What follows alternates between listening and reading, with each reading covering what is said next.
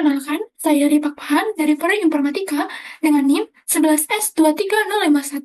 Di sini, saya akan menjelaskan materi mengenai model OSI dan penjelasan tiap layernya. Pertama-tama, saya akan jelaskan dulu apa itu model OSI. OSI layer atau singkatan dari Open System Interconnection adalah sebuah model referensi yang dirancang untuk membantu kita memahami bagaimana data dikirimkan dan diterima melalui jaringan komputer.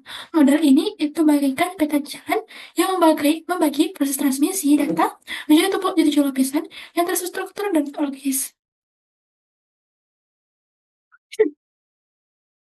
Di sini terdapat 7 lapisan model OSI, yaitu application layer, presentation layer, session layer, transport layer, network layer, data link layer, physical layer.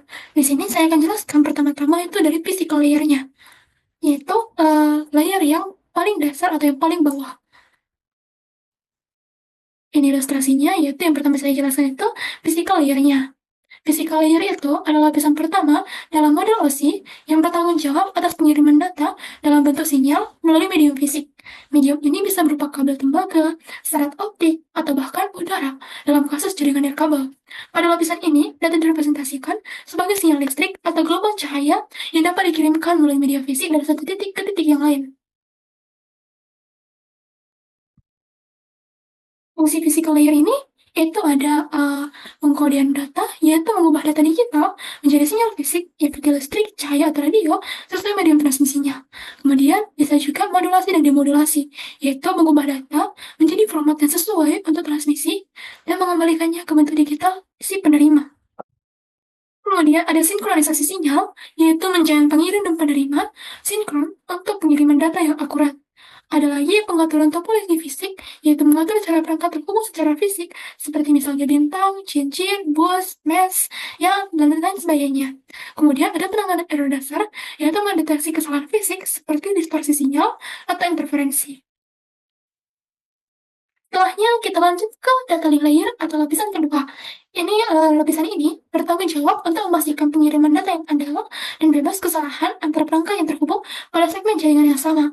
Lapisan ini mengemas bit-bit dalam lapisan fisik menjadi frame, mendeteksi, dan jika memungkinkan, memperbaiki kesalahan data yang terjadi selama transmisi datanya. Fungsinya apa sih? Yaitu untuk framing, mengemas data menjadi unit kecil untuk dikirim. Kemudian error detection dan correction, mendeteksi dan memperbaiki kesalahan dalam frame. Lalu ada juga flow control, yaitu mengatur kecepatan pengiriman data antara pengirim dan penerima. Kemudian ada juga media access control, yaitu mengatur akses ke media bersama. Kemudian ada juga addressing, yaitu menggunakan MAC address atau identifikasi perangkat di jaringan lokal. Dan kemudian yang terakhir ada interfacing, yaitu menghubungkan data ke lapisan fisik untuk transmisinya. Setelahnya kita lanjut ke network layer.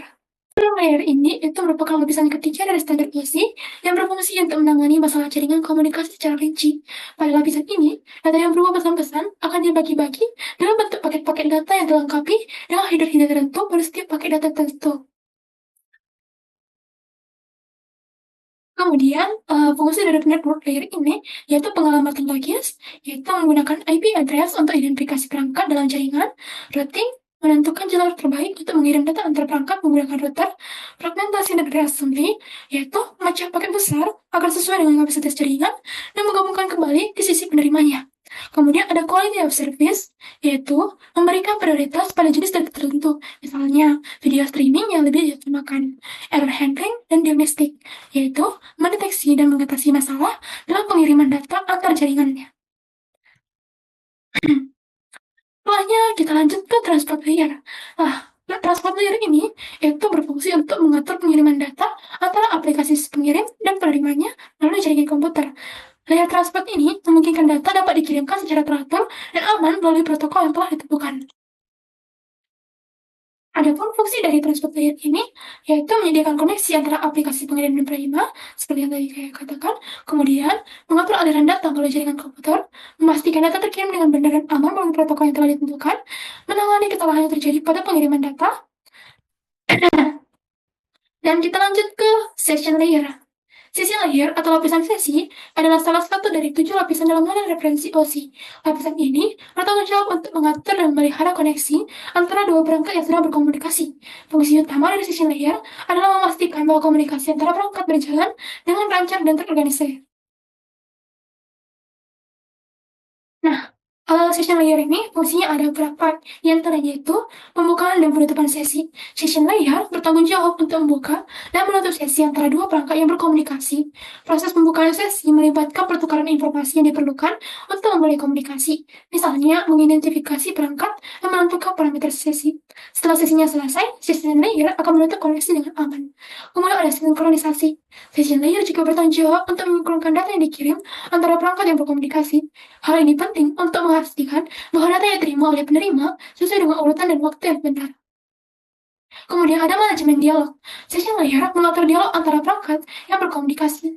Ini berarti bahwa lapisan ini menentukan siapa yang berbicara dan kapan, serta mengatur aliran data antara pengirim dan penerima. Kemudian ada yang terakhir yaitu pengendalian akses. Session layer juga mengatur akses ke sumber daya jaringan. Ini berarti bahwa lapisan ini dapat mengontrol siapa yang punya hak akses ke jaringan dan sumber daya yang ada di dalamnya.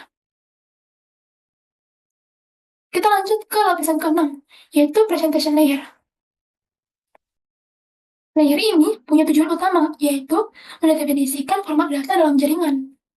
Misalnya teks ASCII, teks ABCD IC, binary, BCD, dan juga file JPEG.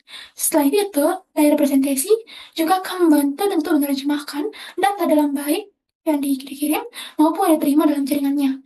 Enkripsi data juga didefinisikan ke dalam layer ini.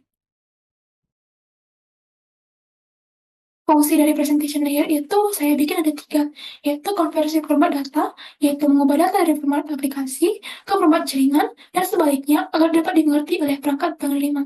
Kemudian ada enkripsi dan deskripsi, yaitu menyediakan keamanan dengan mengenkripsi data sebelum pengirim dan mendekripsi saat diterima.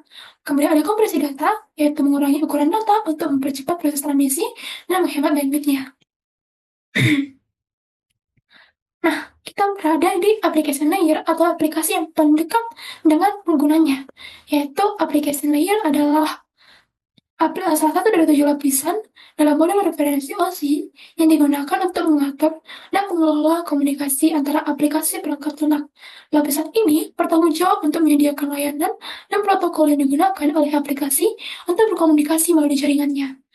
Lapisan ini menyediakan antarmuka bagi pengguna dan aplikasi untuk berinteraksi dengan jaringan, serta menyediakan berbagai layanan dan protokol yang mendukung komunikasi antara aplikasi dengan jaringan. Kemudian, fungsi dari application layer ini yaitu menyediakan layanan untuk aplikasi. Application layer menyediakan berbagai layanan yang digunakan oleh aplikasi untuk berkomunikasi melalui jaringannya. Contohnya, layanan transfer file seperti email, web browsing, dan lain sebagainya. Kemudian ada lagi yang menyediakan protokol komunikasi. Application layer juga menyediakan protokol komunikasi yang digunakan oleh aplikasi yang berkomunikasi. Misalnya, protokol HTTP untuk web browsing, SMTP untuk pengiriman email. Kemudian ada lagi yang mengatur proses komunikasi. Lapisan ini juga bertanggung jawab untuk mengatur proses komunikasi antara aplikasi yang berjalan pada perangkat lunak. Hal ini meliputi pengiriman data, penerimaan data, serta pengaturan koneksi antara aplikasi. Nah, kita sudah belajar mengenai model OSI dan fungsi dari tiap layernya. Di sini saya akan menjelaskan kembali ringkasannya itu, di mana physical layer itu menangani transmisi fisik data melalui media komunikasi. Data link layer memastikan transfer data bebas dari kesalahan antara node yang terhubung langsung. Kemudian ada network layer mengelola penyelamatan dan routing untuk memastikan data mencapai tujuan. Lalu ada transport layer menyediakan pengiriman data yang andal melalui segmentasi, kontrol aliran, dan deteksi kesalahan. Lalu, session layer yang mengelola sesi komunikasi antara aplikasi dan perangkat berbeda, dan kemudian ada presentation layer bertanggung jawab atas format data, enkripsi, dan kompresi.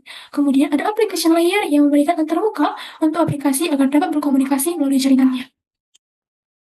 Lalu, berikut ini adalah daftar pustaka yang saya gunakan untuk membuat PPT ini. Terima kasih sudah menonton, dan apabila terdapat kesalahan kata, saya mohon maaf. Model OSI dan fungsi tiap layernya ini hanyalah sebuah awal dari pelajaran jaringan komputer. Jika kita ingin belajar lebih lanjut, kita bisa eksplorasi lebih dalam mengenai model OSI ini, atau kita dapat melihat lebih lanjut lagi, mengeksplor apa-apa saja yang berada dalam mata kuliah jaringan komputer ini. Terima kasih sudah menonton.